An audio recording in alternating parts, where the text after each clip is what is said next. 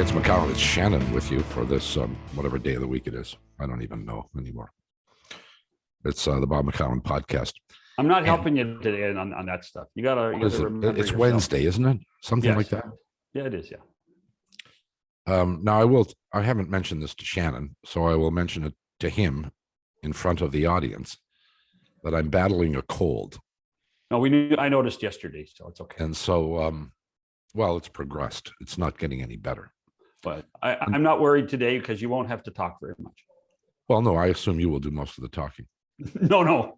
No, our guest will do most of the talking.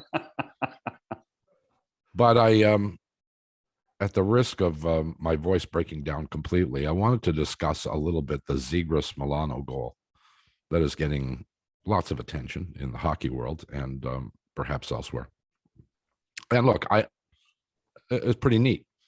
Now, guy flipping the puck onto his stick for the wraparound lacrosse-like goal is not new. No. But to flip it in front of the net and have another player bat it out of the air and into the goal, well, that's pretty cool. Yeah. But I'm driving around this morning because as you know, John, I have things to do. Do they serve breakfast at Burger King? I believe they do, actually. I have not partaken, but I believe they do. Thank you for mentioning that. And so I heard a conversation on one of the Toronto radio stations about this goal and the reaction that it got. Apparently, that was mentioned on Good Morning America, was shown on, of course, on ESPN and various other places. And the two children who are doing the show both decided that this was the kind of thing that will make thousands of Americans hockey fans all of a sudden. I have heard this nonsense from young people who managed to get into the broadcasting industry, and in most cases for reasons that I cannot explain, and are complete hockey pucks who know nothing but hockey, care nothing about anything but hockey, and seem somehow puzzled that the rest of the world doesn't look at it the way Canadians do. Well, here's a little information for them, and you will attest to this. Hockey has consistently been on network television in the United States for about 60 years. Yes. The early 1960s, when I believe CBS, yes. CBS carried hockey games. You're right. 60 years. This is not a game that Americans don't know. This is not a game that Americans haven't heard of. What it is a game that Americans as a whole don't love the way they love basketball, baseball, and football, and never will be. Never, ever will be. This is no condemnation on my part of the sport of hockey. That people in this country love it more than anywhere else in the world is fine with me. It makes some sense. It's a sport that's literally indigenous to us and our culture here north of the 49th parallel. But it is not in America, and it is not going to be in America. And as good a goal as this goal was, it will have no impact on how many people watch a hockey game tonight or tomorrow or the next night in America. So get off that bandwagon. I've been listening to this for decades, and I'm tired of it. Either hire somebody with some experience or somebody with some smarts instead of the smart-nosed pukes that are out there now spewing this nonsense. End of speech. How are you? Excellent speech, Robert. Excellent speech. Well, as a hockey puck, I'm a little surprised you're not arguing with me. No, I actually, well, I'm very much on the outside looking in on this one. I think the play's illegal. I think it should be deemed to be illegal. I don't think you buy a hockey stick to make it a scoop. I don't like the lacrosse style goal. I think what is stopping you with all your great skating talent to picking the puck up on the blade of your stick and trying to skate it all the way down the ice without stick handling. Stick handling is the art. Putting it on your stick and skating it down the ice like you're serving wine is not the art of hockey. And people are going to think I'm nuts. But I don't. Won't be the first time.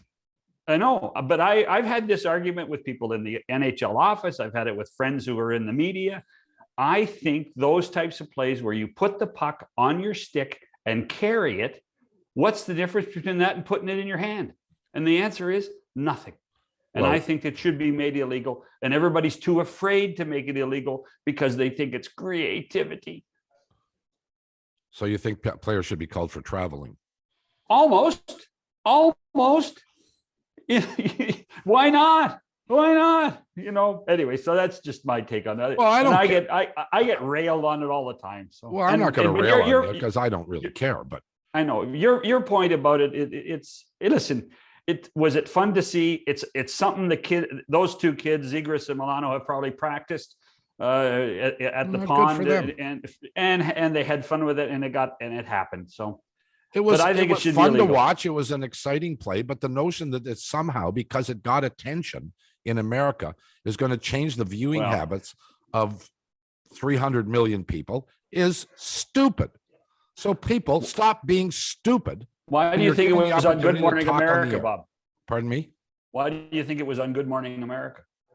Apparently it was. That's what it was because who owns the rights to hockey in the United States? ESPN, ABC owns ESPN, or Disney owns both of them. Bingo. That's Whatever. why. John, I didn't see it on the Today Show. Well, no. And when was the last time any hockey was shown on GMA? I don't know, Bob. Probably the last time ESPN had the rights, which was how long ago? When did they give up the rights? A decade ago? Oh, 2000 before the work stoppage in 2004, so 2003. That long, almost 20 years. I didn't know if it was 10. Yeah. Long time. Yeah. Almost 20 years. So anyway, I got that off my chest. Good. You feel better? No, I don't feel the least bit better. Oh, but I am sucking on something, John. We got to get them as a sponsor. Then that's what we got to do. Get the people on. Get our people on that. Well, our people need to talk to their people, I guess.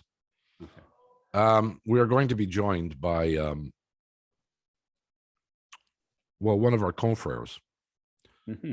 You work with him much? A little? Olympics? Not really. Not really. Not really. We didn't. We were in the same office for many years. We sat in each other's office many times and laughed a lot. We have a lot of mutual friends, but I don't think I ever really did an event with him. Well, our guest has just retired from the broadcasting world, and I assume he's not on the line now, so he can't listen into what I'm about to say. Okay. But here's what I guarantee you quietly. At some point in this discussion, he will raise the fact that the first ever roundtable done on primetime sports was done after the Ben Johnson Dubbin inquiry thing happened. Mm-hmm. And it was done as a kind of a spur of the moment. Let's four of us sit around and chat. And the roundtable became a key part of that program. That was you, him, Wayne Parrish, and Bill Waters? Yeah, Bill Waters. Okay. Yeah. Okay. And it comes up in conversation almost every time I talk to him, whether it's on the air or on the phone. So as we go through this conversation, I will not raise the topic. Okay. What do you want to bet he does? I am not going to bet because I know you're right. So anyway, he's a great man, though. He's a great man. He's done lots for our country in the media world. So I'm looking forward to talking to him. Here. Brian Williams, now formerly of CBC and TSN and wherever else, CTV, but now allegedly retired. Brian Williams will join us when we come back after these messages. Well, it seems like he's been around since the beginning of television. He may have even invented television. Brian Williams is announced his retirement, which I am shocked at. I didn't think that if that would ever happen. I just figured he'd keep going till the end of time. So I don't know whether to say condolences, congratulations, or Just how are you? Bob, I'm fine. Good to be with you. Good to be with John Shannon. This is the right time. I mean, I signed with Chum and the late great Dick Smythe back in September of 1970. And if Dick had said to me, "You're going to work for 50 years nonstop in this business," I would have said, "Work? Heck, I want to live for another 50 years." So it's the right time. I've worked 50 years. It's the right time just to take it easy and enjoy life. Well, what's the motivation, though? What's the motivation for right now, Brian? Well, as I say, when I was going to work 50 years, I thought, wow, if I ever get there, and TSN extended my contract to include 50 years, and we were going to announce it last year at the Grey Cup, but the Grey Cup was canceled in Regina. And then we had the COVID and everything was a mess. And so finally they said, "Look, can we hang on and we'll do it before the Grey Cup in Hamilton, which is coming up Sunday, December the 12th. And so we said, fine, that's the way we'll do it. And one of the reasons they're going to interview me on Sunday is the Grey Cup is being played at Tim Horton Stadium. It's the first ever Grey Cup in that stadium, which, by the way, faces north and south. The old stadium, Ivor Wynne, or Civic Stadium first, then Ivor Wynne, who was the athletic director at McMaster, it faced east and west. And quite often I can remember games there in the evening when the sun was in receivers' eyes. But there were two Grey Cups played there, and I'm the only person, I think, working at TSN that was at both those games. In 1972, I was working as for Chum, and that was Hamilton, led by the great Chuck Ely from the University of Toledo, defeating Ronnie Lancaster and the Saskatchewan Roughriders by a score of 13-10. That was 1972. Then in 1996, I can remember sitting, and again, that stadium faced east and west. I can remember sitting with Stephen Brunt, then with the Globe and Mail, in the southwest corner. And that was the Flutie fumble year. It was a blizzard, a snowstorm. And the Toronto Argonauts, quarterbacked by Doug Flutie, defeated the Edmonton Eskimos. And it's interesting, the Eskimos were coached by none other than a late good friend, the great Ron Lancaster. Don Matthews was coaching the Toronto Argonauts. So I have a relationship with the old stadium and with that area. So it all made sense. So Brian, well, first of all, you went to high school in Hamilton, as I recall too. The one thing, if I asked you, what would you be remembered by for sports fans in our country? Would it be CFL? I would have to think you'd believe it was the Olympics, correct? I think it would definitely be the Olympics. The Olympics is the biggest sporting event in the world. It has changed dramatically since the modern games began in the Stadium of Marble in Athens in 1996. Now professionals are there. You know, people want to see the best. It's developed into the ultimate of world championships, but it's such a big event. You know, guys, when I used to do Olympics, what surprised me when I first started was the mail, the phone calls I would get from people, men and women, young and old, that would say, "We're not sports fans. We don't watch sports on a regular basis, but we're glued to the Olympics day and night." There's a very special appeal to the Olympics. Memory serves me, 1976, you did weightlifting? I did weightlifting. I remember Vasily Alexiev, the great big Soviet for heavyweight. I did weightlifting. That was my first Olympics. I've done 14 Olympics. I've hosted 12. 2 I did not host. The first was Montreal in 1976. Did weightlifting with Aldo Roy at the San Michel Arena in Montreal.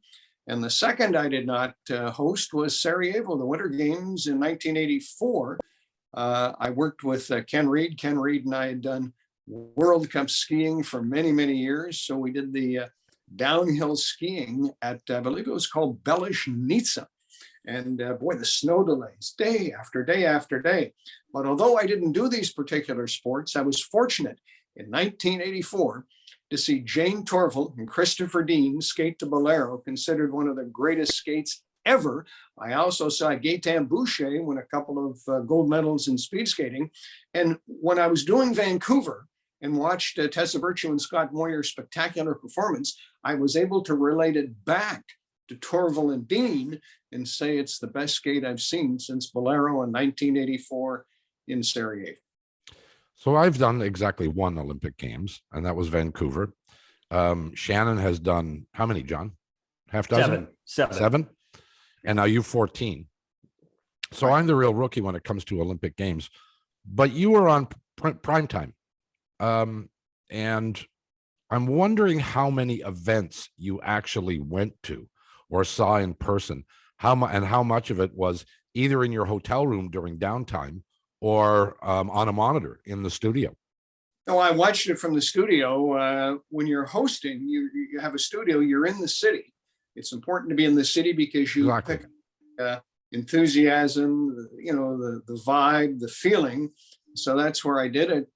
Whether it was the first gold or gold medal on Canadian soil by a Canadian, Alex Bilodeau, on a Sunday night, or whether it was the final medal, the golden goal, is called by Chris Cuthbert, the last event at the Olympics. But no, I do watch them from the studio, but I'm very much involved. And the great thing about the studio guys is that when we have an Olympic studio, we got monitors all over the place. I can not only pay attention to where we're going or what we're doing, I can watch other events. In Vancouver, I could watch what was happening up at Whistler. You can watch what's happening in the arena. So it's the Olympics are, you're going all the time. It's all about preparation. And the great appeal of the Olympics is you don't go to a bar on Saturday afternoon to watch Skeleton. I think it was last competed in Vancouver in 1948 at St. Moritz, Switzerland. But in Vancouver, Skeleton came back, and it was John Montgomery from southern Manitoba. They got those big mountains in Manitoba. That's where you learn to come down in Skeleton. I always kid him about that. But it was John Montgomery that became a national hero, subsequently quite a TV star. But remember, after his gold medal, he had the pitcher of beer in his hand, and he walked through the crowds at Whistler. Oh, yeah. So that that Skeleton gold medal attracted a huge audience. But I say, it's not a sport you go down to a bar to watch on a Saturday afternoon. So that speaks to the universal appeal of the Olympics. Who inspired you, Brian? When I first started in radio in 1970, and I have a picture of him right here, was sitting in Toronto. I introduced him. He's holding Sports Illustrated with his picture on the front. That would be the great Howard Cosell. But he was my hero once I'd started. But I guess I would say when I lived in Edmonton, grade 8, Don Chevrier, great play-by-play announcer at CBC, was working for CJCA Radio in Edmonton. And I can remember talking to him or seeing him at, I think it was the Edmonton exhibition or a fairgrounds of some kind.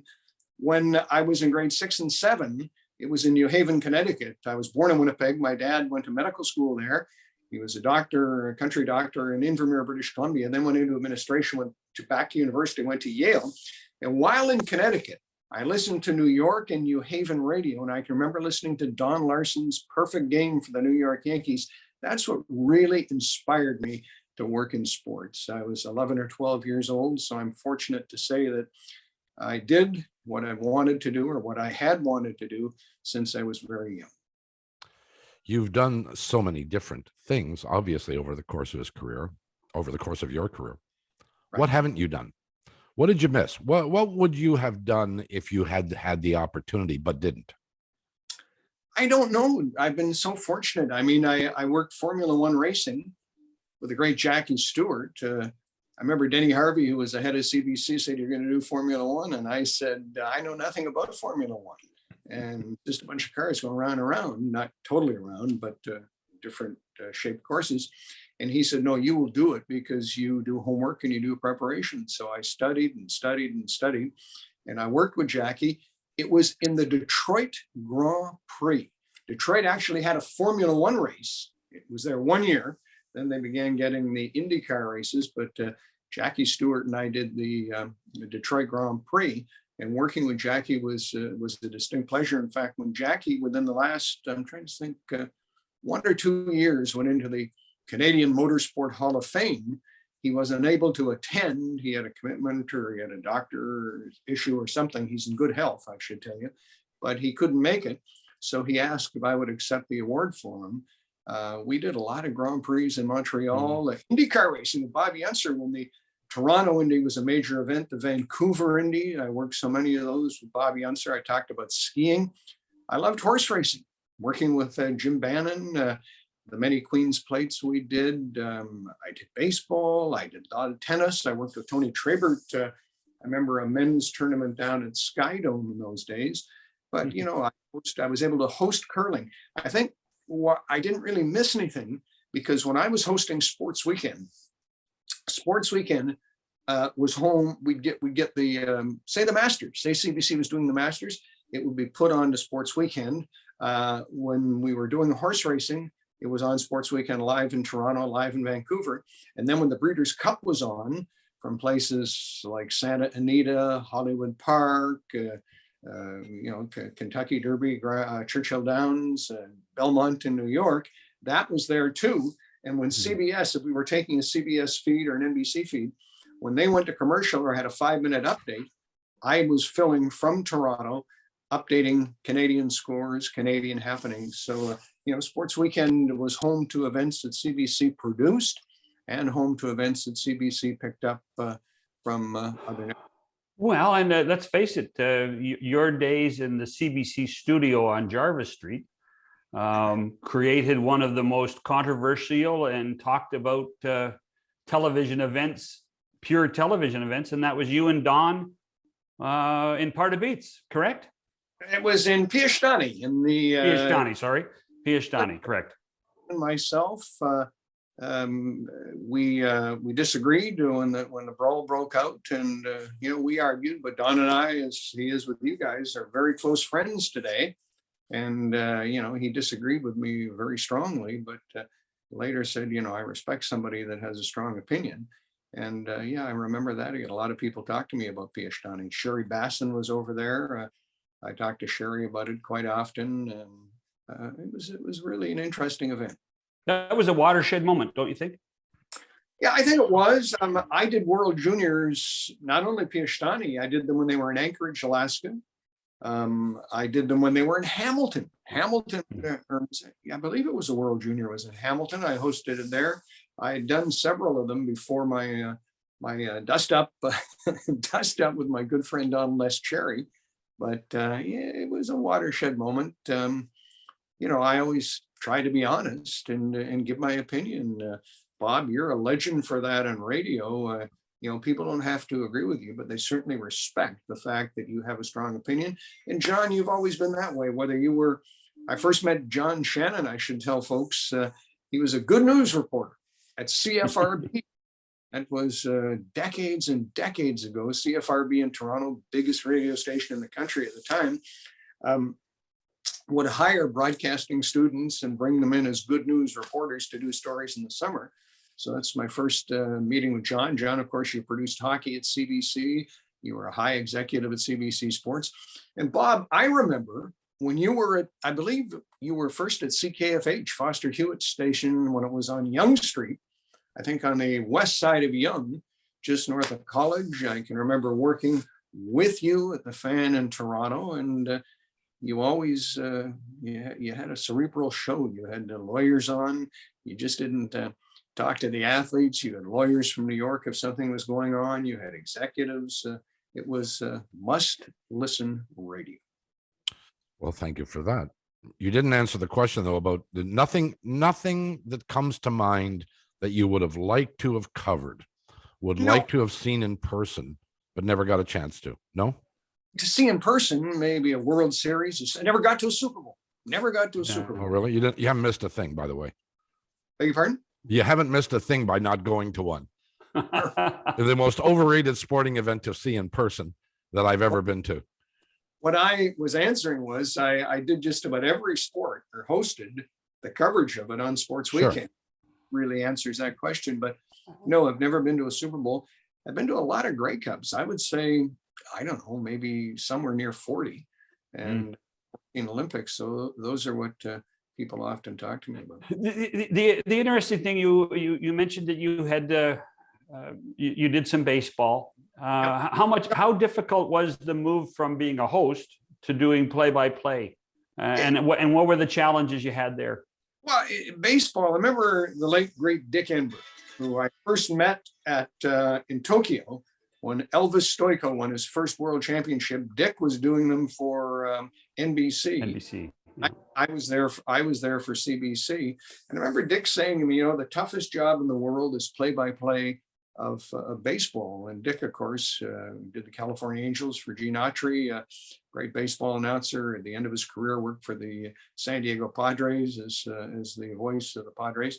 But he said you have so much downtime, and you got to pick when to go and when to talk. But it was hard, but I enjoyed it. Really enjoyed it. And was fortunate to do it. So I did the play-by-play of baseball. We talked earlier about car racing, Formula One, and the Indy cars. I did a lot of tennis play-by-play. Canadian Open, which is now, I believe, the Rogers, or it may have changed, but it was the Rogers after that. I did several of those up by York University. I did, as I say, work with Tony Trabert one winter at Skydome. So it's very different, but it all comes down to one thing, and that's you do your homework and you be prepared. Brian Williams is with us. He has announced his retirement, and we'll continue our conversation after these messages. It's McCowan, it's Shannon, and Brian Williams is with us, retiring from broadcasting. Now, you are retiring, yes? Are you not going to dabble in it anymore, or are you?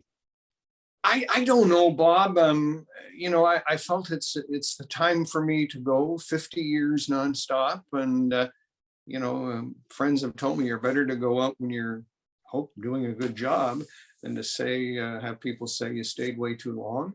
And I have a lot I want to do. I was talking to one athlete who told me, be careful in retirement. You're going to be very, very busy. And I said, what are you talking about? He said, you won't have enough time to do it. I got a good friend that said to me, I don't know how I had a job. I said, what are you talking about? He said, well, I don't know how I made time for a job as I'm so busy in retirement. But I think the great thing about retirement, and John and Bobcat, you both understand this, is that broadcasting is a deadline-driven profession. I like deadlines. But, you can't be an hour late. You can't be 5 seconds late. You got to be right there. You got to be well prepared. You may, only do one show a week, but you're spending the other 6 days preparing, studying, doing history. When I did Olympics, I not only had to know the history of the Olympics and the events, history for Canadians, history for athletes from other countries. I had to know the history and try and relate the history of the host nation. Whatever country was hosting it, you want to talk to that country, explain where you are in the country, explain exactly where the country is. So it's all encompassing, and it takes a lot of your time. So 50 years, and to do it nonstop, I've been both very fortunate and very happy, and this was the right time. What is your observations of the industry right now? Because it's very much for every media company. Just creating content, and there's not near the preparation time allowed that there used to be, Brian. How do you justify the two differences? I don't know. Every business changes, and it's exciting to look at all the young broadcasters now. Listen, I remember when the great Don Chevrier, Ernie Afghani's, who's still alive in Edmonton, the late Don Chevrier, the great Don Whitman.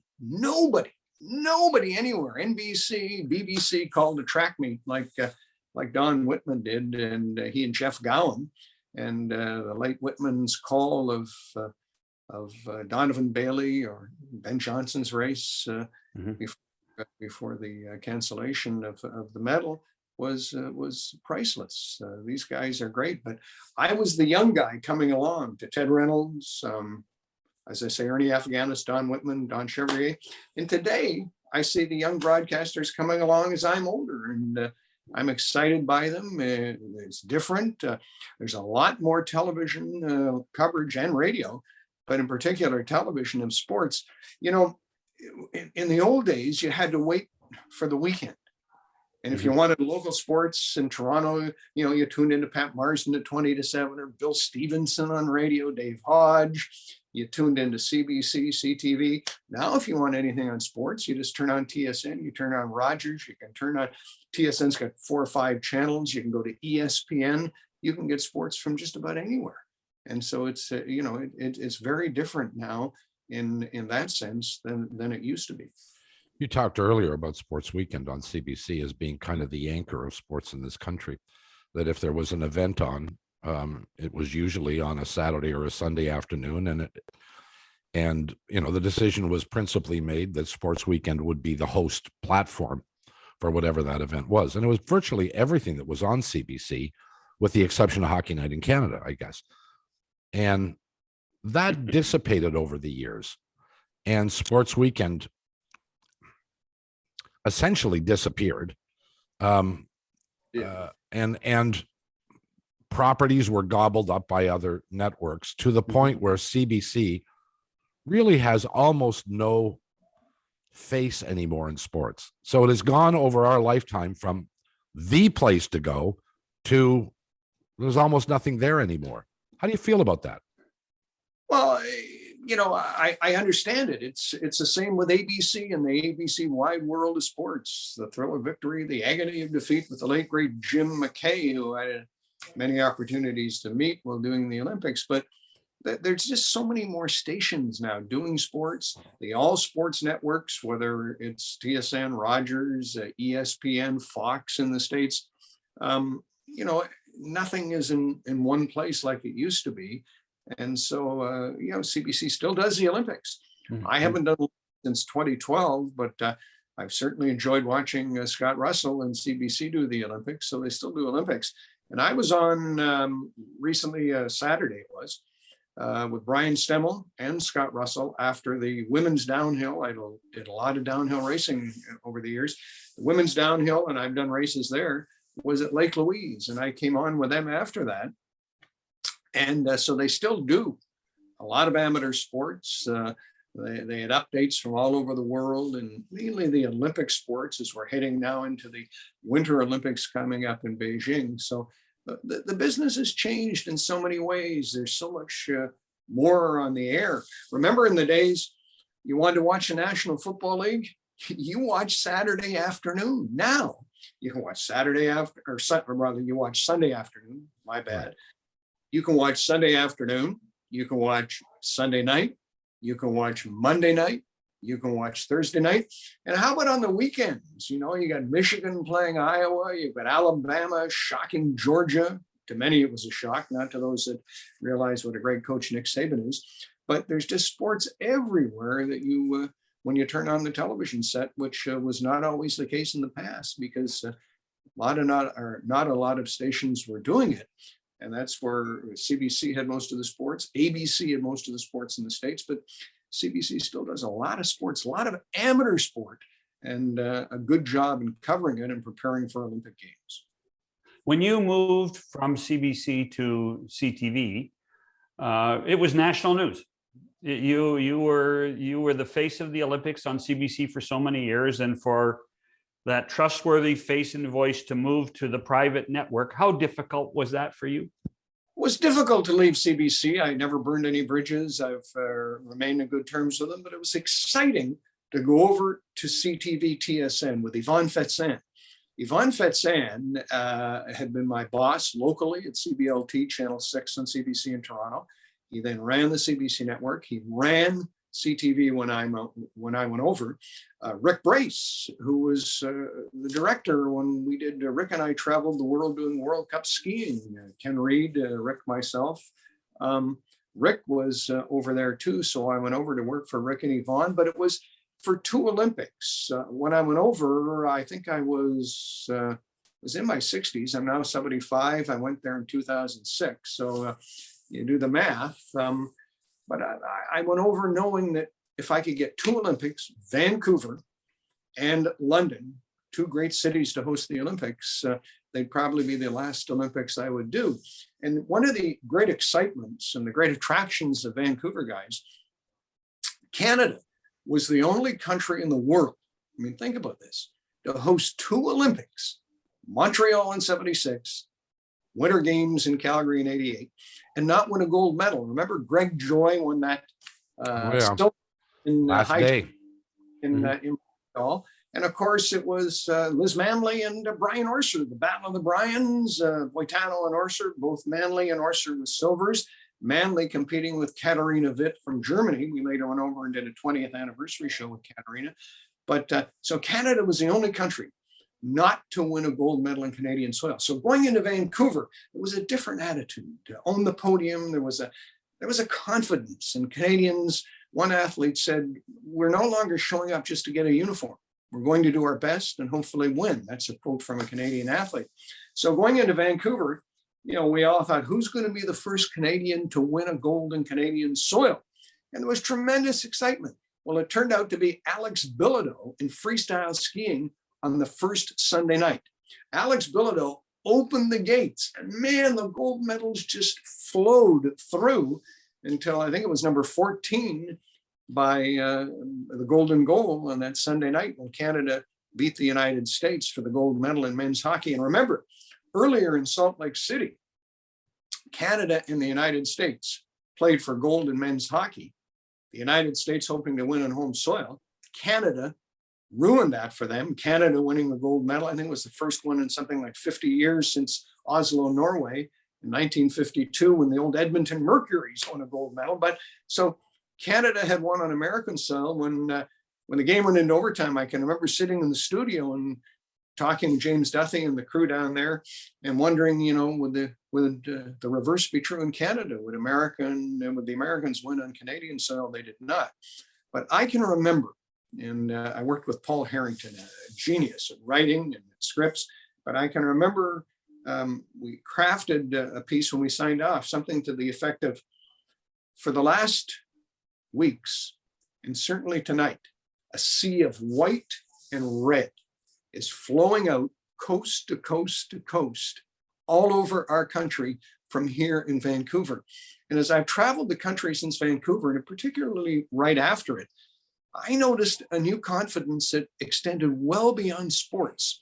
Many of our historical institutions, our healthcare, our banking, whatever, there was a new pride in the way Canadians do things. And a lot of that stemmed from the fact that the audiences were so big and so proud and so excited watching that.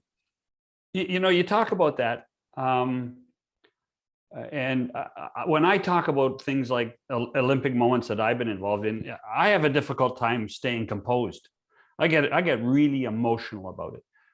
How do you not get emotional about it? Because you always had some composure on the air.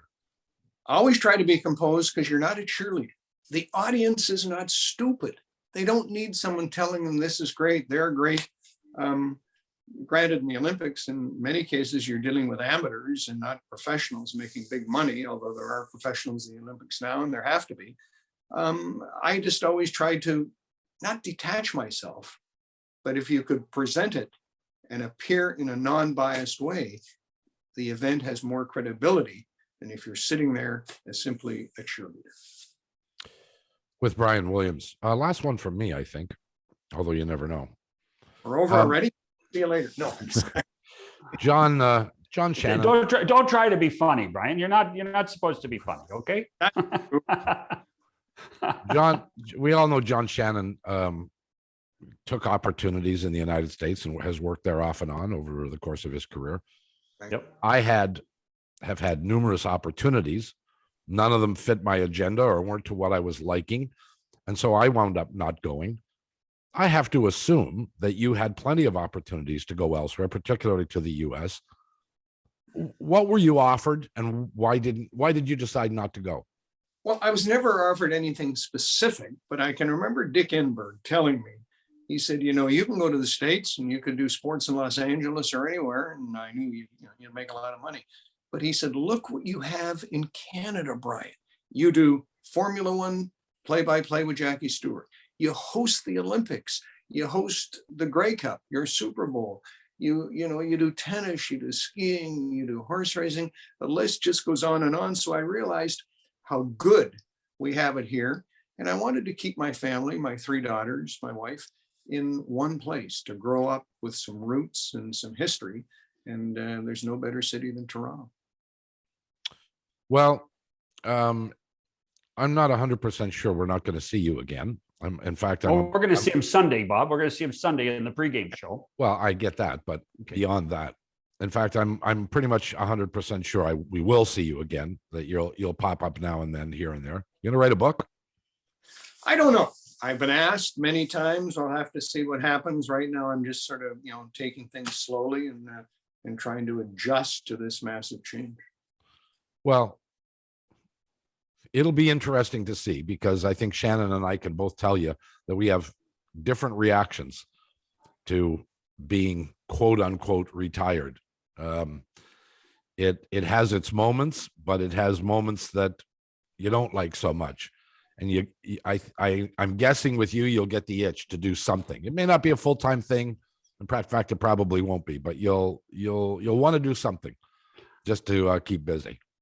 I have a lot of people, Bob, come to me and say, you'll be back, you'll be doing this. But Yeah. I have, believe it or not, just as many people saying to me, wait, I've been retired. It's great. My father died at just under the age of 102 several years My ago. goodness.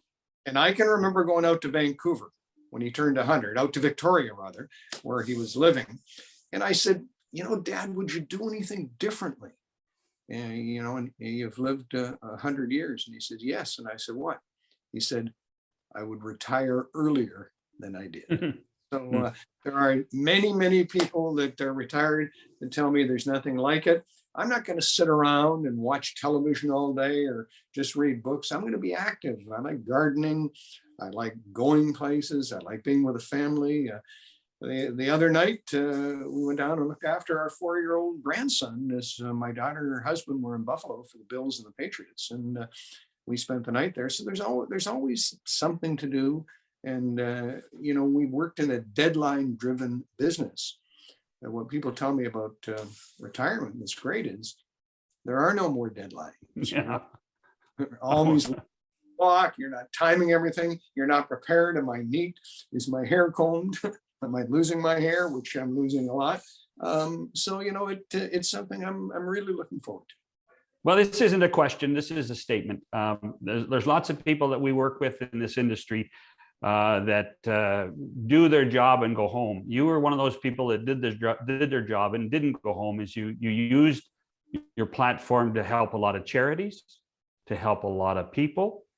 I know your hospital is important to you, very, very important to you, Brian. And on behalf of all of us across the country, you should be thanked for everything you did beyond sports in giving back to what makes the greatest country in the world.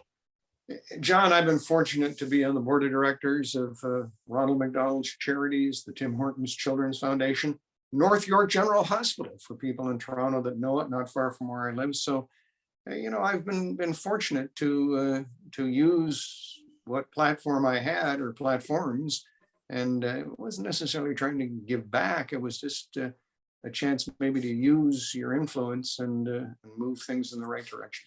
Well, we have no influence, but that little button on your lapel tells you you're a member of the Order of Canada, which means that somebody thought you were important, and you should also be in the Canadian Sports Hall of Fame.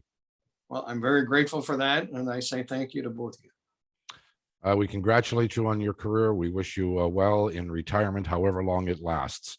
And or however long I last. I hope it lasts a long time, and I hope I last a long time. And as I said earlier, when Dick Smythe signed me to a 50-year, or signed me to a contract in September of 1970, if he told me I was going to work 50 years, I would have said, work. Heck, I just want to be alive for another 50 years. yeah, So I hear you. I hear you. Yeah. Congratulations. Thank you. Thank you. And we thank you for taking a few minutes for us today. And This was my. we'll chat down the road, I'm quite sure. We will. Brian indeed. Williams, back after these messages. Bob McCown, John Shannon, back with you. Well, I lost the bet. You owe me money. I lost the bet. Well, I don't believe there was money involved. No. It's personal pride. It's funny. Brian is such a meticulous person, and I say that as a compliment.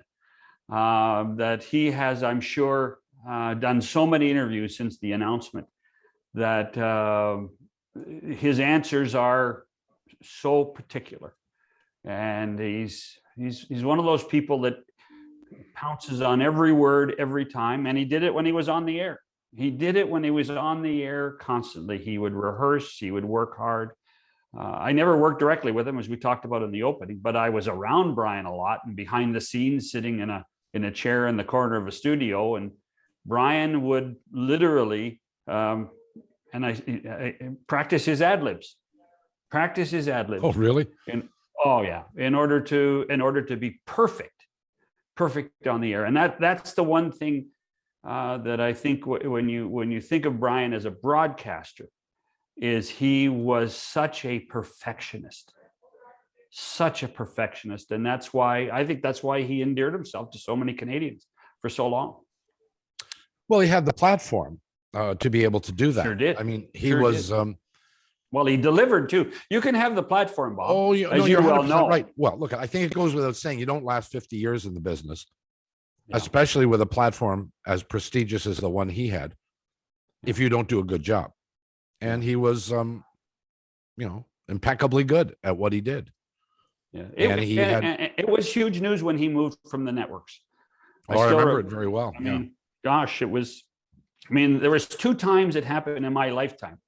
And you would remember this when Lloyd Robertson moved from CBC went to CTV. Yep. CTV, because they were trying to put rules and regulations into what an anchor could do at the CBC because of unionization. And he got an opportunity to do it a little more reporting and a little more anchoring and writing at CTV. And then when Brian moved over in, as he said, 2006, that to me was that was huge news in the circles that we travel in, but also I think for the regular viewer. But the truth is that Brian's profile on CTV never came close to matching his profile while he was at CBC. No, and why do you think that was not necessarily because of the? They didn't have a show that was on every week where he was the focus of attention. He would go to events. He would go to the Grey Cup. He would appear on football games and other things that CTV carried, but he wasn't there every Saturday or Sunday. That's right. That's a good point. But it also spoke of the time, because when you asked him, the CBC not doing as much sports as they once did, a lot of it coincided when Brian left, or in spite of Brian leaving, one or the other. But it's where the business of television sports went, right? We all went to specialty channels. We all moved. Look what's happened even to hockey. It's gone to specialty channels. And really now the CBC just carries a Rogers show. The world has changed dramatically in the last 20 years from that perspective. Well, look, my recollection was that CBC was already losing rights and other places were taking those rights. TSN was, CTV was. And I think Brian came to the realization when there was an opportunity to go that CBC had essentially thrown up their hands and said, we can't compete with these private networks for all these rights. And that they determined they were going to hold on to hockey and not much else. CFL football went, curling went, baseball went. You probably go down the list. NFL football used to be there. It left. And I think Brian probably saw that happening. Yeah. It does speak. And I do think that there was a real shift in mandate at the corporation to say, why should we be in sports? Why should we be doing that when others could do it? And our mandate should be providing more and different content to more different parts of Canadian society. And that's what the mandate of the CBC, a public broadcaster, is, right? To do a little bit of everything for everyone, as opposed to people in professional sports. Well, I did have the opportunity to work at CBC Sports for television for a very, very brief period of time. I know. Where's the jacket? Somewhere. The orange jacket with the melon. It's not orange. It's melon. Melon. Depends on your melon. I think there's a melon at the grocery store right now that I don't have that is not the same color as that jacket, and it's ripe. It's pretty orange. I got news for you. No, we used to, of course, I came from the world of wearing the baby blue jacket, right? So you had the baby, The Hockey Night in Canada jacket. Yeah. Hockey Night Canada. You talked about it briefly that there was CBC Sports and then there was Hockey Night in Canada. I can tell you there was a rivalry. Oh God, I know that. Yeah. It was vicious. Vicious. Yep. When I started at the CBC doing games in the late 70s, early 80s, nobody at CBC Sports wanted anything to do with us, and we would look our noses down at them. So there were two different classes of people within doing sports on the corporation at that point. It was hilarious. Well, we could go on and tell stories about things that one happened. day we might. One day we might. Or maybe we won't. In any event, our thanks to Brian Williams. Congratulations on a brilliant 50-year career. And absolutely. If he stays retired, I'll be shocked. That'll do it for us. We'll find somebody else to drag in tomorrow. We thank you for watching or listening, as the case may be, whether it's on the podcast or on Sirius XM. For John Shannon, Bob McCowan, see you tomorrow.